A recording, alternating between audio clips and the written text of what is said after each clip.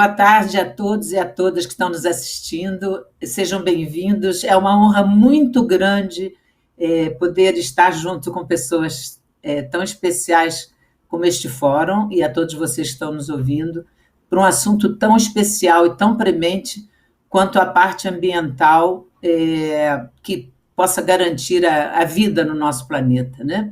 A nossa vida, não do planeta, que se pergunta se o planeta pode morrer, quem pode morrer somos nós, né?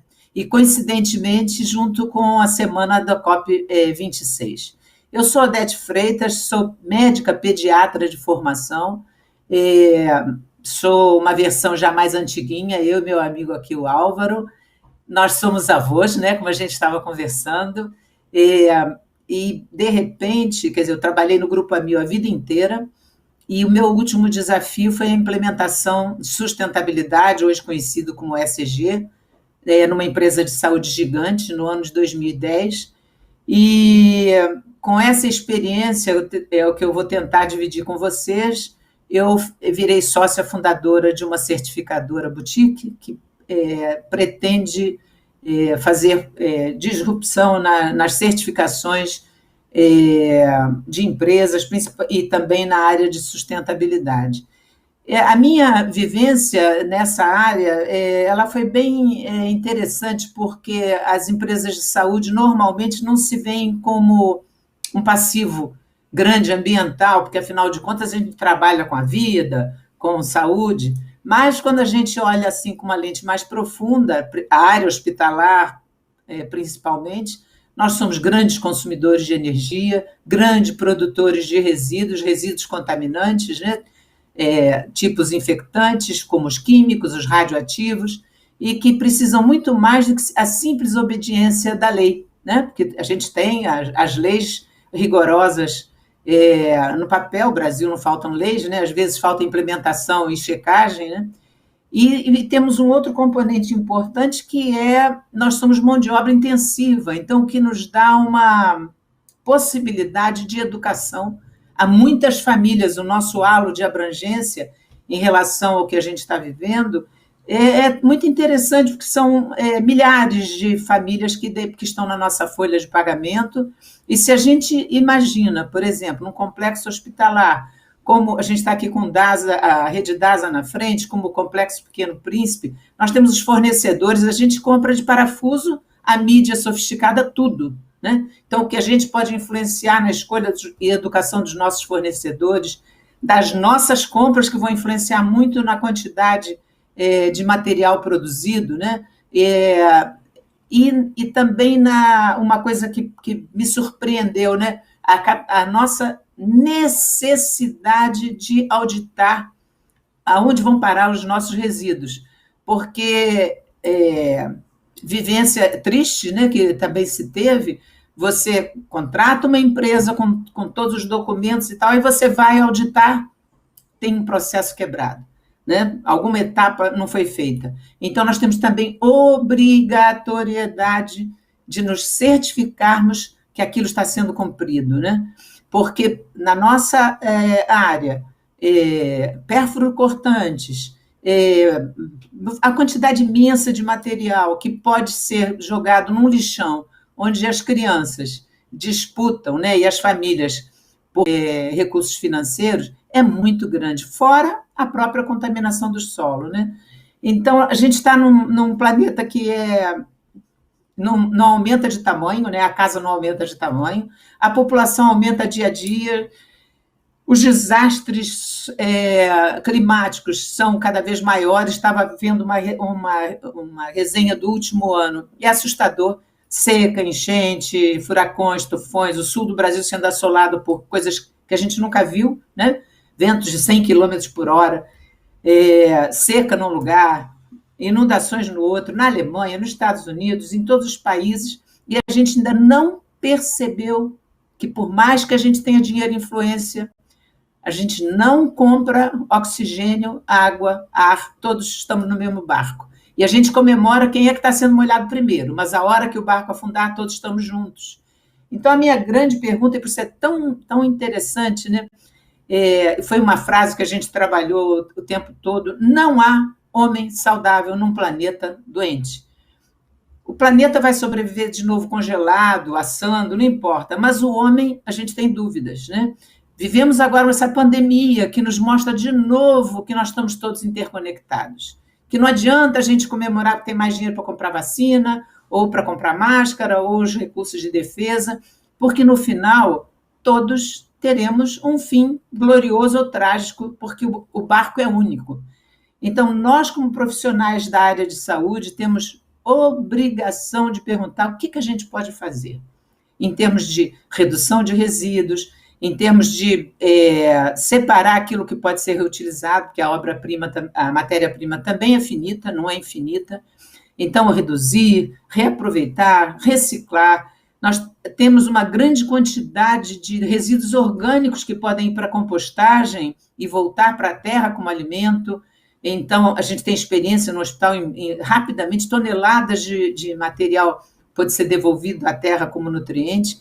Então, há muito o que fazer nesses termos, e o que a gente fica feliz de ter uma audiência onde tem em torno de 20 mil inscritos, né?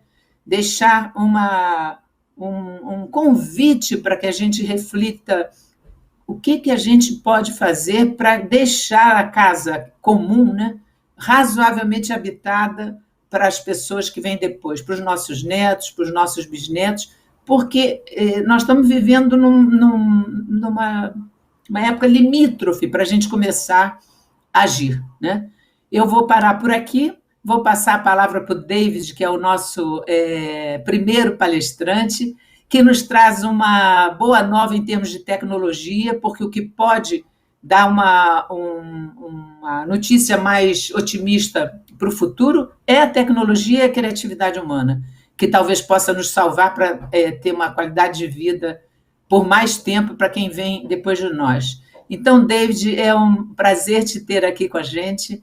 Sei que você traz uma boa nova aí em termos de equipamento para a área hospitalar, para esse desafio grande que é o tratamento dos resíduos infectantes, e passa a palavra para você. Bem-vindo. Teremos 10 minutos, tá, David? E me diga de que lugar do mundo você está nos falando.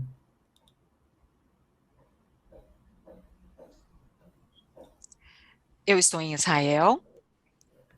Uma breve introdução, eu sou David Segev e eu sou o CEO do Enromed. A Enromed fica em Israel e nós desenvolvemos um sistema sustentável de tratamento de resíduos médicos nos hospitais, que é bastante user-friendly. Eu gostaria de falar sobre os desafios do tratamento de resíduos médicos. Como provavelmente sabem, a maioria dos países, os países ocidentais, ainda tratam os resíduos médicos em instituições fora, usando incineração, em vez de tratar os resíduos internamente. Por meio das tecnologias de aquecimento dispostas no mercado, vamos dizer, realmente faz mais sentido tratar os resíduos no mesmo lugar onde ele é generado, não é? Então, é gerado. Gerou os resíduos, já fazemos o tratamento, faria muito mais sentido. O uso de incineração, obviamente, tem a pegada de carbono, poluição do ar, além disso, o risco de segurança do público. Por que, então, os países, de forma geral, e os países ocidentais ainda usam a incineração de resíduos? Sendo um instituto amplamente regulamentado como os hospitais, é importante que haja procedimentos devidamente validados e reconhecidos. E o tratamento de resíduos da saúde é algo muito desafiador e o processo de validação não é facilmente realizado. Mesmo considerando os equipamentos e as tecnologias usando calor, que são autoclaves. O resíduo da saúde inclui sólidos e líquidos, e os diferentes volumes, eles mudam muito. Então, é muito difícil e quase impossível validar o processo. E exatamente para entender este problema, eu gostaria de brevemente explicar como funciona a autoclave. E aí será mais fácil entender os desafios. As autoclaves já existem há bastante tempo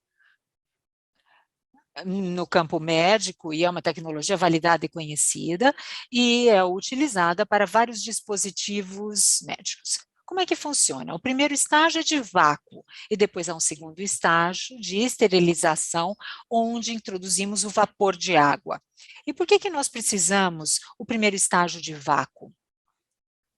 Nós temos que remover o ar da câmara para ter certeza de que, quando nós introduzimos o vapor de água no segundo estágio, ele penetre e faça a precipitação de todos os locais ocos, para que com isso nós tenhamos um bom contato entre as superfícies dos sólidos. Por exemplo, se nós tivermos uma tubulação, nós vamos remover o ar para ter certeza que o vapor de água possa entrar nos tubos, nessas tubulações, e ter um bom contato com toda a superfície sólida, e assim nós podemos ter certeza de que toda a superfície esteja devidamente esterilizada. Mas, como eu disse anteriormente, os resíduos de saúde têm natureza sólida e líquida, e o vapor não penetra nos líquidos. Então, o vapor de água é usado como um meio para aquecer os líquidos. E vejam só, os líquidos levam muito mais tempo para serem aquecidos e levam muito mais tempo para serem resfriados, porque eles têm uma maior capacidade de condução de calor. Se nós olharmos, então, as autoclaves, o usuário tem uma indicação só do que está acontecendo na superfície. Sabe qual é a superfície, qual é a pressão, mas não tem ideia do que está acontecendo na fase líquida, só na fase sólida. Por isso que é muito desafiador para os hospitais quando usam essa tecnologia, porque eles não têm uma clareza do processo. Mesmo usando as autoclaves, as autoridades regulatórias dizem que são necessárias duas coisas. Primeiro, usar uma duração muito longa de processo. E o que que é uma duração longa? Às vezes, 1 hora de processo para ter certeza, porque nós não sabemos o que acontece na fase líquida. Então, 1 hora para termos certeza que se alcançou a temperatura ideal de esterilização. Agora, não há equipamento em hospital que possa aguentar esse tipo de temperatura e pressão por um período tão longo, porque as autoclaves, elas aguentam essa pressão e temperatura por 20, 30 minutos no máximo. Então, esse é o primeiro desafio. E o segundo desafio que as autoridades regulatórias nos trazem é que nós temos que perfurar os sacos. Então, eles têm que ser perfurados para termos certeza de que o vapor vai penetrar esses contêineres e entrar em contato com os sólidos e com os líquidos presentes. Isso é algo que ninguém quer fazer e ninguém faz, claro.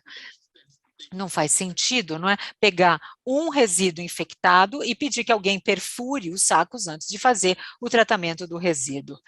Então, como eu disse, é muito desafiador.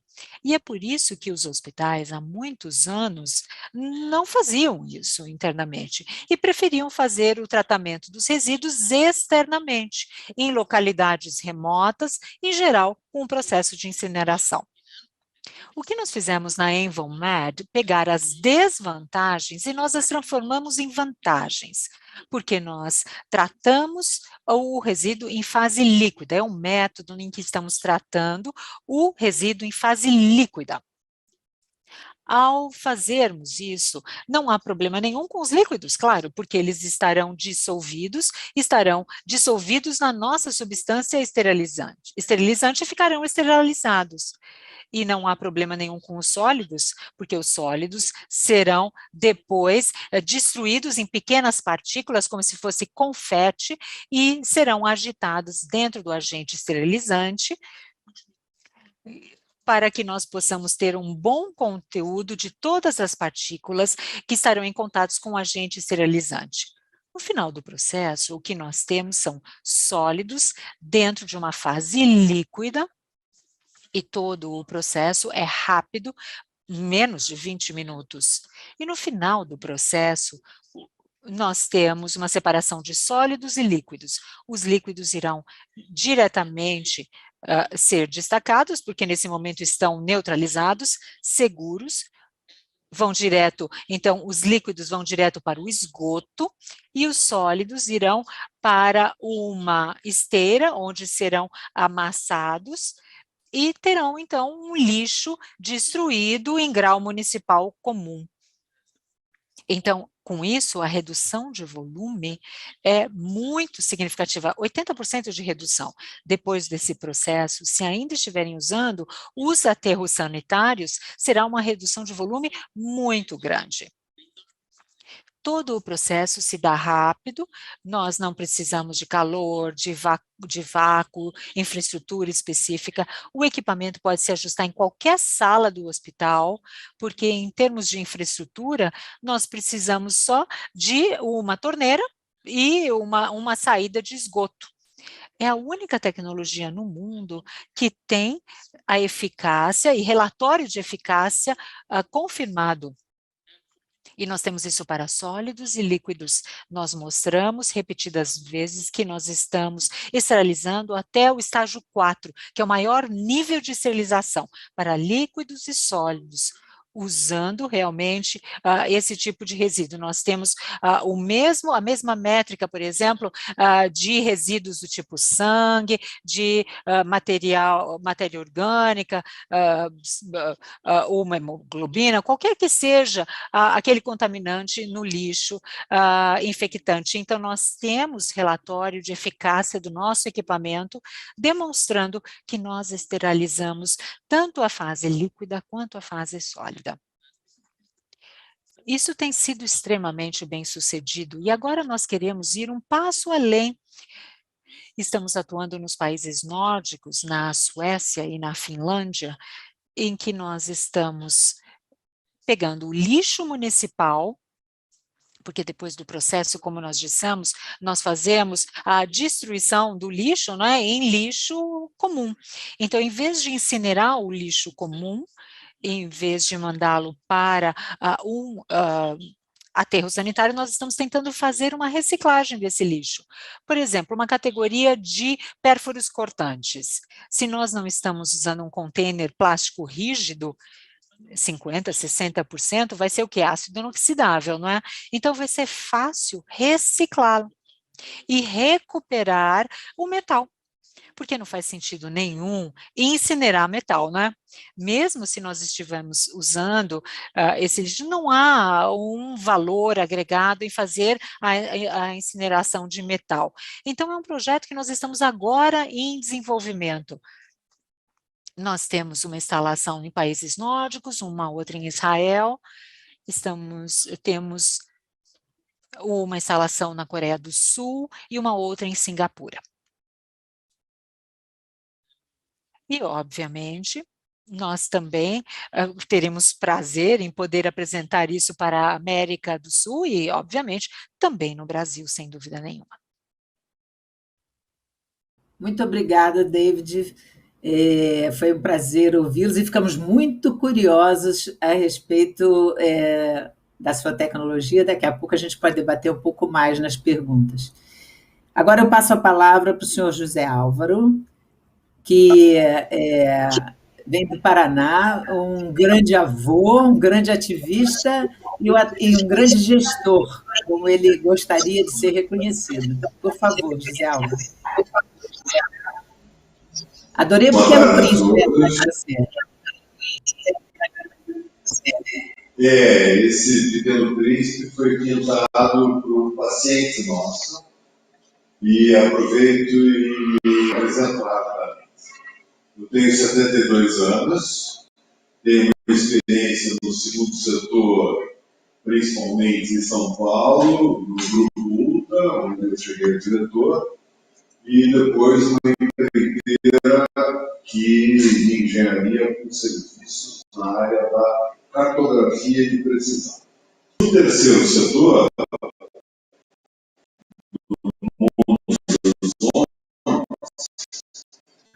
Por favor, quem não estiver falando, desligue seu microfone, por favor. Fundação SOS Mata Atlântica, junto com algumas outras pessoas, e representei as ONGs da região sul no Conselho Nacional do Meio Ambiente. Estou tenho paixão pelo terceiro setor e estou no conselho do Complexo Filho Príncipe desde 99 e sou CEO do Complexo desde 10. Mas eu quero reforçar onde estamos. Estamos em Curitiba, capital do estado do Paraná. E quem é o Complexo Filho Príncipe? É um grande hospital pediátrico, com 84 leitos, 68 de UTI, referência em uma série de serviços, em sua maioria complexos. Somos referência nacional em transplantes de medula, em cirurgias cardíacas, em transplantes de órgãos sólidos, em doenças raras, e somos muito grandes com uma importante peculiaridade. Nós iniciamos nossas atividades em 1919, estamos, portanto, com 102 anos, e uma outra questão também muito importante. Nós atendemos SUS, nós atendemos de maneira muito ortodoxa as regras da filantropia, que indicam que a gente precisa dirigir nossos serviços em até mais de 60%, e o restante podendo ser convênios e particulares. Temos uma faculdade na área de saúde, com diversos cursos, incluindo medicina. Temos um instituto de pesquisa, numa parceria com um atleta conhecido mundialmente, que é o Pelé. Somos a única ONG no planeta que pode fazer uso do nome do Pelé. E temos uma parceria entre a nossa faculdade, o Instituto de Pesquisa e o hospital, oferecemos mestrado, doutorado e pós-doutorado em Medicina 2. É com esse contexto que eu quero abordar agora questões ambientais. Em Curitiba, até o ano 2004, havia uma vala séptica e a prefeitura promovia a coleta dos resíduos de todos os hospitais da cidade, sejam resíduos comuns, que daí encaminhava para o aterro, sejam resíduos do mundo lá, em suas diversas peculiaridades, infectantes, químicos, etc., encaminhava para uma vala séptica. A partir do final de 2004, cada um dos hospitais passou a ser responsável pelo encaminhamento e destino final dos seus resíduos.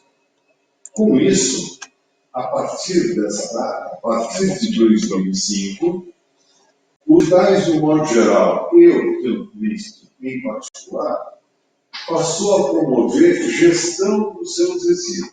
Então, eu diria que é uma gestão de agenda marrom completamente funcional. Ou seja, nós começamos a melhorar progressivamente a separação, pura e simplesmente porque tínhamos que pagar por isso, então baixar custo é uma coisa absolutamente convencional que nós começamos a fazer. E nos resíduos infectantes, nós contratamos um terceiro que promove a visão biológica desses resíduos através de temperatura e pressão. A gente vem também na gestão da água e na gestão do consumo de energia, a gente também vinha na mesma batida, ou seja, a pressão dos custos fazia com que a gente promovesse gestão. É a partir de 2011, 2012, que isso começa a se incrementar. A partir de um estímulo de uma amiga que foi minha companheira no Conselho Nacional do Meio Ambiente, ela perguntou para mim: vocês ainda têm mercúrio no hospital? Aí imediatamente caiu a ficha e, a partir do final de 2011, eu proibi a compra de todo e qualquer produto ou equipamento que contivesse mercúrio. Isso acabou acontecendo que, em 2013, nós somos o primeiro hospital do estado do Paraná a ficarmos mercúrio livre. Foi uma coisa saborosa, uma decisão que, assim, fácil de ser tomada, associada aos fornecimentos e questões aqui do hospital.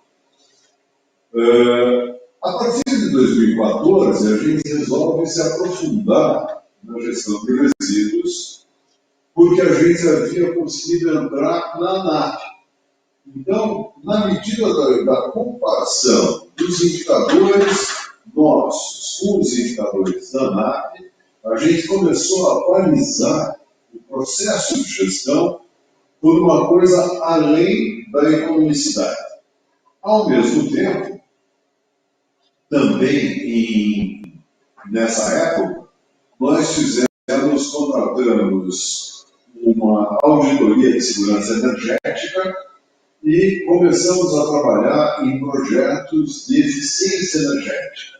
Então, existe um programa entre a ANEEL e a COPEL, entre a distribuidora de energia e a Agência Reguladora de Energia Nacional, que aceita projetos que busquem eficiência energética. Nós começamos a fazer, e já fizemos muitos projetos, estamos no 5º projeto de busca de eficiência energética.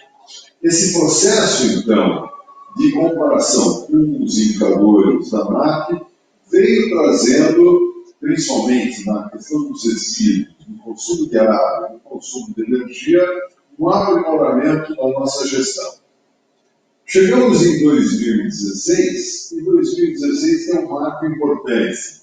Nós tivemos uma grande chuva de granizo aqui no centro da cidade, e caiu a ficha que nós todos somos testemunhas das alterações climáticas. E eu diria que cada um é testemunha de micro-alterações climáticas. Seja por uma grande tempestade, cuja primeira, no meu período aqui no hospital, é de 2016, seja porque nesse momento nós estamos em Curitiba em racionamento de água já há 2 anos. É a primeira vez na história da cidade que Curitiba fica em racionamento por 2 anos inteiros.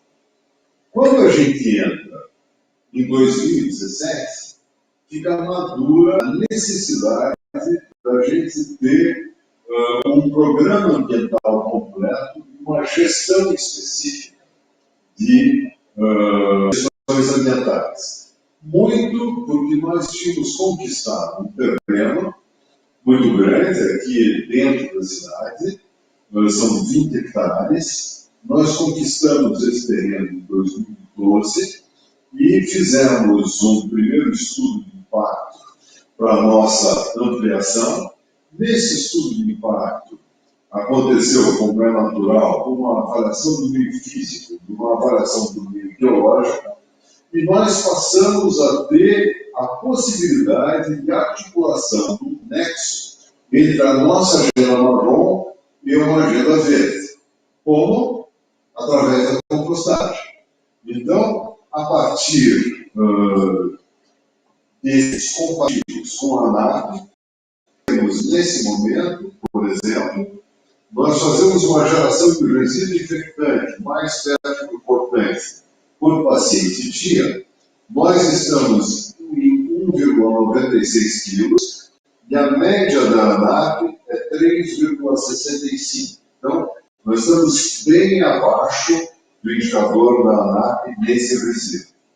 Da mesma forma, na somatória dos resíduos todos, inclusive resíduo comum, nós estamos em 11,19 quilos por paciente dia, quando a média da ANAP é 15,49. Então, nós estamos bem nisso. Nós fazemos gestão de produtos perigosos, contaminantes, monitoramos a qualidade do ar numa série de ambientes, centro cirúrgico, cumprindo todas as RDCs que apontam para essa necessidade. E, no nosso caso dos líquidos, vamos um pouco além das necessidades, porque temos pesquisas através do Instituto pelo CRISP da presença de antimicrobianos nos nossos efluentes, e temos um acordo com a Sanepar, que é a empresa de saneamento aqui do Paraná, para detecção desses antimicrobianos e avaliações quanto à efetividade das estações de tratamento de esgoto existentes aqui na capital e se elas são eficazes ou não. Já sabemos que não, e estamos nos encaminhando para um projeto piloto para ver como que a gente poderia avançar com essa situação. No nexo com a Agenda Verde, nós temos a compostagem de todos os nossos resíduos orgânicos gerados no hospital e na faculdade, encaminhamos isso para o nosso terreno de ampliação, onde nós cuidamos do bosque de 8 hectares, lá fazemos a compostagem, usamos o composto numa estufa e também numa horta de chás. Esses chás, essas plantas que dão origem aos chás, capim-limão, melissa, coisas assim, nós trazemos aqui para o hospital e servimos um chá para nossos pacientes e colaboradores, os nossos restaurantes, e a gente, através desse chá, faz uma lembrança do conceito de saúde única e que a gente precisa se preocupar com questões ambientais. Mas nós vamos além disso. Esse fato de ter tido uma grande tempestade em 2016, essa tempestade se repete no dia 18 de setembro de 2019. Uma mega tempestade que trouxe grandes problemas para diversos hospitais aqui de Curitiba. E aí, isso deu origem ao PAN, um plano de ajuda mútua entre os hospitais, e precipitou uma decisão aqui do Pelo Príncipe. Nós quantificamos as emissões do complexo em 2019, em 2020, e decidimos pela compensação, mitigação, fazemos muitas coisas, e pela compensação através do modelo Green+, na grande reserva da Mata Atlântica, e hoje a gente captura o dobro da necessidade que nós temos nas nossas emissões. Nós somos o segundo hospital do país a fazer isso, e temos orgulho de nossos pacientes, colaboradores, alunos, todos não precisam ter culpa. Nós estamos, além de mitigar, promovendo as compensações. Então, a mensagem que eu queria deixar, pessoal, é possível ser muito bom na área ambiental e não é caro, e é possível. Muito obrigada, e tenho certeza que as pessoas vão querer interagir com você mais e mais, e que você receberá com todo carinho, porque a gente tem que copiar as melhores práticas. Muito obrigada. Agora nós vamos ouvir a Lília Mendes, da Rede DASA, apresentando os desafios nessa rede tão grande que você, estando à frente, tem enfrentado. Por favor, muito obrigada por aceitar o convite, pelo esforço de última hora. Obrigada.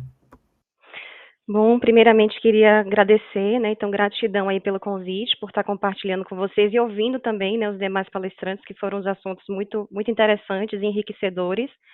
E aí eu queria iniciar falando um pouquinho sobre a DASA, né, até para a gente entender um pouco da dimensão.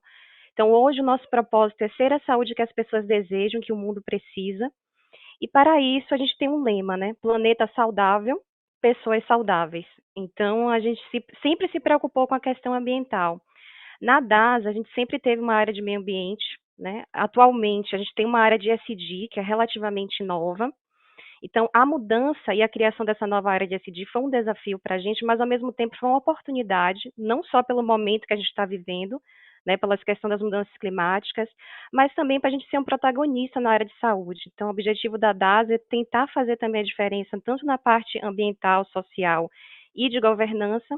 Então, a criação da área veio muito com um foco um pouco mais estratégico, né? A gente sempre teve um foco muito de conformidade legal, um foco técnico nessa parte ambiental, mas agora com a área de ESG, a gente está com um foco muito mais estratégico, muito mais voltado para entender como todo esse alinhamento do pilar ambiental, social e de governança pode estar atrelado à estratégia da organização, né? Então, a gente recentemente fez um trabalho de planejamento estratégico dentro da companhia, apoiado pela área de estratégia.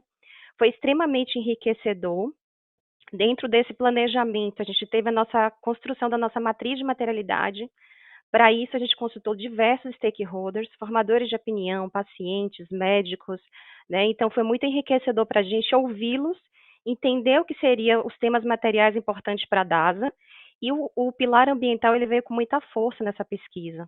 Então, nos fez dar muito mais atenção e muito mais um foco estratégico para esse pilar, né? Hoje, a gente tem 40 mil colaboradores, né? Temos em torno de 19 hospitais por todo o Brasil e temos mais de 900 unidades, né? Então, realmente é um desafio muito grande a gente conseguir nivelar para todos os níveis da organização esse mesmo conhecimento e essa mesma cultura, né? Apesar de a gente ter uma área de meio ambiente, as pessoas têm acesso à política ambiental muito facilmente. A gente dá treinamentos anuais, então isso de fato é extremamente importante para que as pessoas consigam se atualizar, tirar suas dúvidas, né? Então, isso acaba também entrando no nosso portfólio. E aí, falando um pouquinho das nossas últimas atualizações, principalmente na parte ambiental. O que enriqueceu bastante a nossa visão também foi a adesão ao Pacto Global, que nós fizemos este ano, né? Então, a adesão ao compromisso do Pacto Global, a gente participa de vários fóruns dentro do compromisso do Pacto Global, onde a gente consegue ter compartilhamento com outras empresas, entender como é que esse universo está funcionando, né? Além disso, fizemos o nosso primeiro inventário de emissões de gases de efeito estufa, agora em 2020, então quantificamos todas as nossas emissões de todas as operações, tanto de hospitais como de diagnósticos, né? E a gente entendeu aí como é que está a dimensão da coisa. Com isso, atrelado a quantificar as nossas emissões, dentro do nosso planejamento estratégico foi muito discutido quais os projetos a gente ia priorizar para 2021. Então, nós temos um projeto que é o que está alavancando hoje na companhia, na parte ambiental, que é o projeto de energia de fonte renovável. Então, hoje a gente tem aí a gente está construindo em torno de 17 usinas solares. Dessas 17 usinas solares que estão sendo construídas, vai abastecer por mais 10 anos 50% de nossas unidades laboratoriais, e vai ser em torno de 610 unidades que vão estar utilizando dessa energia solar. Então, esse projeto é o nosso projeto, digamos assim, carro-chefe da parte ambiental, onde a gente consegue aí ter uma redução tanto das emissões, né? Tanto que em 2020 nós deixamos de emitir 2.000 toneladas de CO2, justamente por causa do apoio desse projeto, com a expansão desse projeto. Então, isso é uma coisa que a gente quer destacar, né? Além da parte do inventário de emissões de gases de efeito estufa, a gente também teve esse ano a Semana do Meio Ambiente para toda a companhia, para os 40 mil colaboradores, né? Tivemos a doutora Dulce, tivemos o Pedro falando com os colaboradores, falando as últimas notícias também com respeito à área, então acho que isso foi extremamente importante também para dar o engajamento para os colaboradores. A gente atualmente também está com um programa de reciclagem, expandindo para os nossos hospitais. Vários hospitais estão com programas maravilhosos de reciclagem, mas a gente pretende implantar para os hospitais mais recentes também, para os hospitais que a gente sabe que ainda precisa melhorar. A gente tem a doação de eletroeletrônicos, né, para algumas companhias, e também atualmente estamos com uma campanha forte de redução de consumo de água e energia, e copos descartáveis. Então, é uma campanha que está rodando também na nossa ferramenta da empresa, que é o Workplace, né, para os 40 mil colaboradores, uma campanha bem forte, a gente vai fazer live, estamos com várias programações, e o objetivo é justamente conscientizar os colaboradores, não só para redução, mas entender também um pouco mais essa questão do pilar ambiental, tendo em vista a iminente crise hídrica que a gente está, né, aqui no Brasil. Então, de fato, a gente está tomando diversas ações aí de acordo com o cenário atual, para que a gente consiga, de fato, ter esse pilar ambiental muito mais forte dentro da companhia. Então, é mais ou menos isso.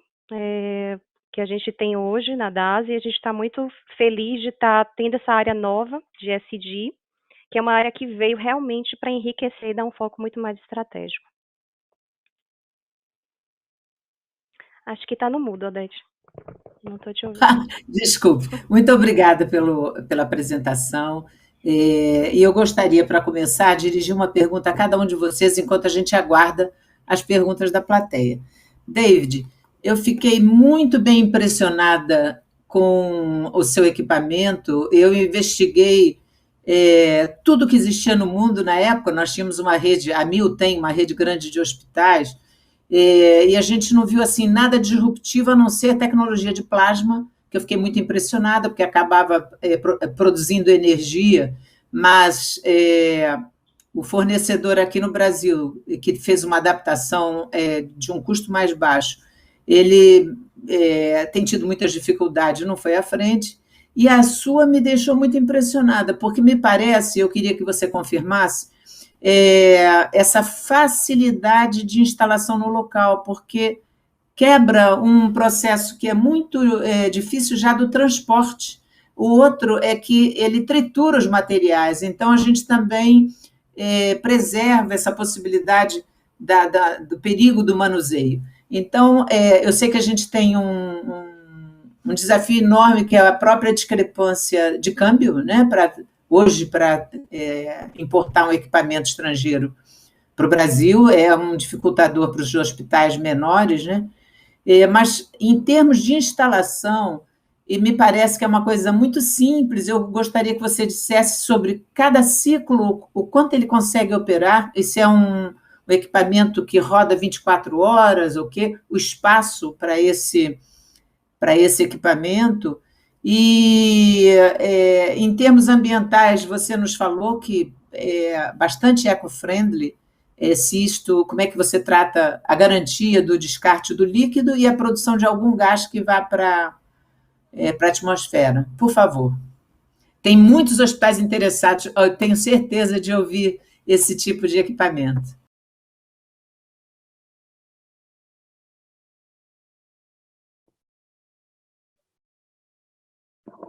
Bom, a máquina propriamente dita trata 8 litros por ciclo. Então, como eu digo, então ela não precisa ter um estágio de aquecimento ou de resfriação. É contínuo, então dá para fazer 3 ciclos por hora. Então, dá para fazer um total de 40 litros por hora. Então, um instrumento...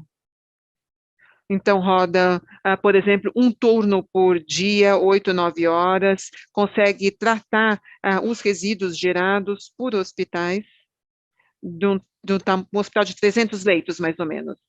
Claro, para hospitais maiores, nós temos que ter mais máquinas, porque ele ocupa muito pouco espaço. É menos de 3 metros por 1 metro, 3 metros de comprimento e 1 metro de largura.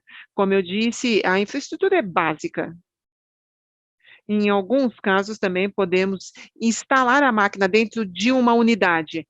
Por exemplo, você tem um departamento, uma unidade no hospital, que você tem resíduo muito infeccioso, você não quer que saia daquela unidade, ele é tão pequeno, tão básico, que você consegue instalar a máquina ali dentro da unidade e tratar o resíduo dentro da unidade. Em termos de sustentabilidade, como eu disse anteriormente, temos um agente estabilizador que, na fase líquida, o nome comercial é Biocetic.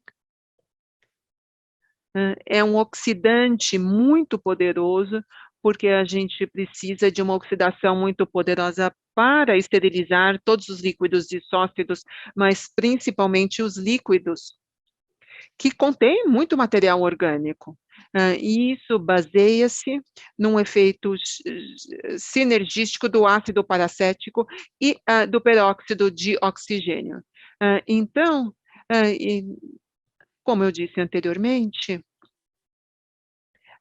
o agente esterilizador se dissolve na água, porque é oxigênio e ácido acético. Ácido acético é vinagre. Então, ao final do processo, nós obtemos água, oxigênio e vinagre, ácido acético. E esse processo é totalmente seguro.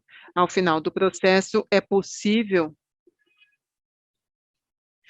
descartar a fase líquida diretamente no esgoto, por isso que ele é sustentável e eco-friendly, um amigo do meio ambiente.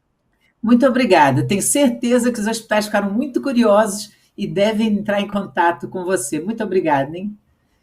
José Álvaro, eu queria que você me dissesse, a gente tem pouco tempo, mas vamos nós ver se cada um consegue responder uma pergunta, é o preço de quantificar e o preço de compensar o carbono. E o que você me diz?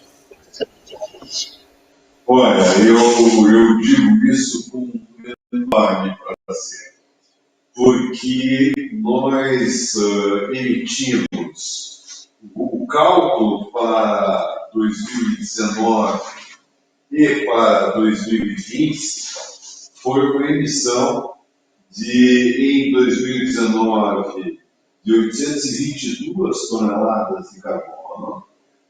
Lembrem-se que nós somos um hospital de 384 leitos.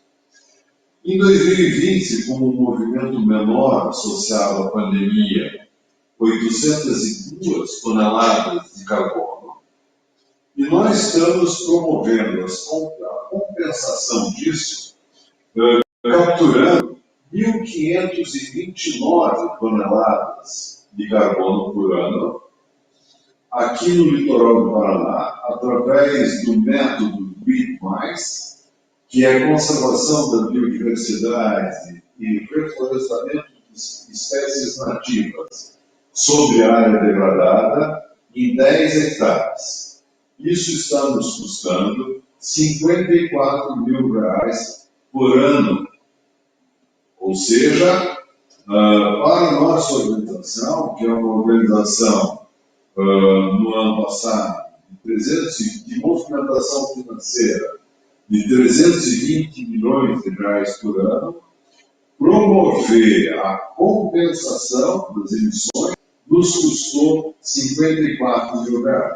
É muito pouco, vale a pena, e nós optamos pelo BRIT+, porque se for o caso, dá para pegar um Uber, ir até Antonina e ver lá a prática e a floresta crescendo e capturando carbono. Então é por isso que eu mencionei que é possível e não é caro. Muito espaço. Obrigado. É um exemplo bastante importante para todos que estão ouvindo, porque não é só diminuir as emissões, é preciso capturar o que já está alto lá em cima, né? E é o que você disse, é fácil, né? É fácil, não é difícil e é barato, né? É preciso consciência e responsabilidade das grandes instituições que estão nos ouvindo, dos laboratórios, né? Toda a área de saúde, dos serviços de imagem, das redes hospitalares, porque não é nada perto do budget do hospital, né? E está garantindo a saúde das pessoas, que é a proposta do mercado de saúde, né? Então, é incrível, tem que ser, né? É possível, é necessário e é urgente, né, Zé Álvaro? Concordo com você. Lilian, você que representa tantas unidades espalhadas por esse país afora, porque quando a gente participa de uma mesa, o pessoal diz, mas lá na Inglaterra, na França, porque no Brasil, mas o Brasil, qual Brasil? Né? Que Brasil que a gente está falando? Nós somos muitos Brasis, né? O Brasil do Sul, o Brasil do Centro-Oeste, do Norte, do Nordeste. Os desafios para que você consiga adequar as boas práticas a esses diferentes Brasis que a gente tem por esse mundo afora. Porque uma coisa é falar de São Paulo, outra coisa é falar da Floresta, outra coisa é falar do Centro-Oeste. O que você nos diz? Exatamente, é um desafio, realmente, para a gente sempre teve esse desafio, né, na parte ambiental. Recentemente, na parte de meio ambiente, a gente levantou os aspectos e impactos ambientais de toda a nossa operação. Então, esse foi um primeiro passo, a gente entender qual que é o impacto disso, como é que a gente está lidando em cada região do Brasil, quais são as oportunidades de fazer um a mais, né, digamos assim, um plus no que a gente já faz, que não é só a conformidade legal, mas como é que a gente pode mudar. Então, a gente está fazendo esse estudo, inclusive a área de meio ambiente tem um estagiário que está focado nesse projeto, estudando cada região do Brasil e as oportunidades, porque de fato são diferentes, né? Então, por exemplo, a gente tem grandes oportunidades, às vezes, no Rio de Janeiro mesmo, com cooperativas. Hoje a gente doa todos os nossos materiais recicláveis, a maioria deles para uma cooperativa local, e eles são, né, eles usam isso, a gente doa há mais de 8 anos, se não me engano, acho que quase 10 anos. Então, de fato, a gente teve essa oportunidade lá. Mas aí a gente precisa ter todas aquelas questões de compliance, entender qual a cooperativa mais adequada, né, fazer uma espécie de auditoria naquela cooperativa para entender como é que eles estão trabalhando, apoiar também. Então, eu acho que o desafio é muito grande, mas a gente está pensando em várias formas. Acho que uma forma muito importante também é a gente ter embaixadores em cada região. Então, é o que a gente vai fazer. Então, digamos, a gente tem diversos voluntários hoje, em toda a DASA, que têm vontade de ter mais ações na parte ambiental, na parte social, né, e na parte de toda essa movimentação de ESG. Então, esses embaixadores vão ser nossos pontos focais em todas as regiões do Brasil, onde a gente vai conseguir alavancar alguns projetos, né, que são mais locais. E temos os projetos mais corporativos, né, que são esses que partem aí do corporativo, mas que acabam se estendendo para todo o Brasil. E os mais locais, a gente vai ter esses embaixadores que vão nos apoiar e alavancar esses projetos que têm uma classificação um pouco mais local. Muito obrigada, Lilian. Nós temos 5 minutos, e se a gente for bem sintético, cada um de vocês pode fazer uma pergunta para quem vocês escolherem, por favor. David, quer fazer alguma pergunta para outro colega de mesa?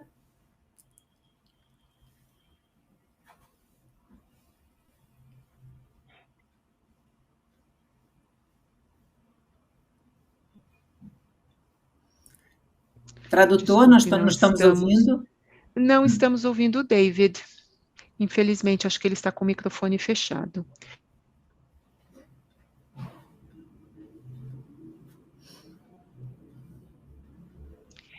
Desculpe. Bom, eu estava dizendo que nós vamos começar um projeto no Panamá e espero que a gente consiga instalar nossa primeira unidade no Panamá no primeiro trimestre do ano que vem. Então, espero que nós possamos cooperar também com relação a isso. Ok. José Álvaro? Olha, ao invés de fazer uma pergunta, eu queria reafirmar que é possível. É possível compostar os resíduos orgânicos. É possível, com criatividade, você produzir o próprio chá e introduzir no hospital a hora do chá. E essa hora do chá ser aproveitada para contar do que se trata a questão ambiental, seja para pacientes de convênio e seus familiares, ou pacientes SUS e seus familiares, e da importância da percepção da saúde única ampliada, né? Então, da saúde humana, da saúde da biosfera, da saúde dos bichos que a gente interage, né? Então, é lembrar que isso é possível, sabe? E não é caro. Isso precisa vontade, precisa criatividade, esforço, dá trabalho, mas é muito saboroso perceber que nossos colaboradores, nós somos entre CLT e PJ quase 4.000 pessoas, 10 vezes menos do que o DASA, mas é gostoso levar a eles que nós estamos fazendo esse esforço também por cada um de vocês, e isso é possível. Exige vontade, decisão e muito empenho, mas é possível e não é caro. Fica aqui um convite, fica aqui um estímulo, e estou à disposição para quem queira mais informações, e o nosso parceiro na compensação do Rio Mais, que é a SPVS, aqui do Paraná, porque é possível, é possível. Muito obrigada. Lilian, um minutinho para você, para falar alguma coisa para nós, dar uma fechada. Então, eu acho que eu vou um pouco na linha aí do José Álvaro, né? Eu acho que a gente está aqui nessa troca de experiências de aprendizado para falar um pouquinho do que cada um faz, né? A gente viu a riqueza aí de coisas que é possível a gente fazer. E aí eu acho que é reforçar esse incentivo mesmo, não importa o tamanho da empresa, se ela é muito grande, se ela é pequena, né? Existem diversas oportunidades que pode ser feito, né? Diversos projetos. Eu já trabalhei em empresas menores também e já tive experiência de a gente conseguir implantar, né? A gente tem um desafio maior quando a empresa é grande, mas acho que isso vem muito da força de vontade, né, de cada um e da cultura que a gente quer implementar na empresa que a gente trabalha. Então, reforçar aí essa atitude e essa importância, né, de a gente reforçar esse pilar ambiental aí. Gente, eu quero agradecer muito, muito a vocês todos pela generosidade de partilhar as experiências de vocês conosco, a todos que tiveram a paciência de nos ouvir. É uma mensagem de esperança, porque é possível, como disse o José Álvaro, eu concordo plenamente, tenho 7 netos e quero que eles tenham uma vida pelo menos igual que a gente teve, se não for por amor ao todo, que seja por egoísmo ao nosso clã, não importa, mas é hora da gente se mexer, né? Porque a quem muito será dado, muito será cobrado, né? Então, a gente tem o dever de ajudar. A gente tem um fosso de diferença de renda enorme, como a gente diz, o nosso país. São muitos países diferentes, então há muito o que fazer. Eu fiquei muito animada com a proposta que o David nos trouxe, porque é muito necessário o tratamento dos resíduos infectantes, porque temos lugares longínquos do nosso país que ainda se usam de lixões, e isto é muito sério, né? Então, agradeço na palavra na pessoa do José o convite, agradeço a todos vocês, espero que eu tenha sido capaz de honrar ao conhecimento de cada um de vocês. Muito obrigado, um prazer imenso de estar com todos e um grande abraço. Espero em breve poder abraçá-los pessoalmente, ver o David aqui no Brasil também, contribuindo para a melhora das nossas condições aqui. Um beijo a todos, muito obrigada.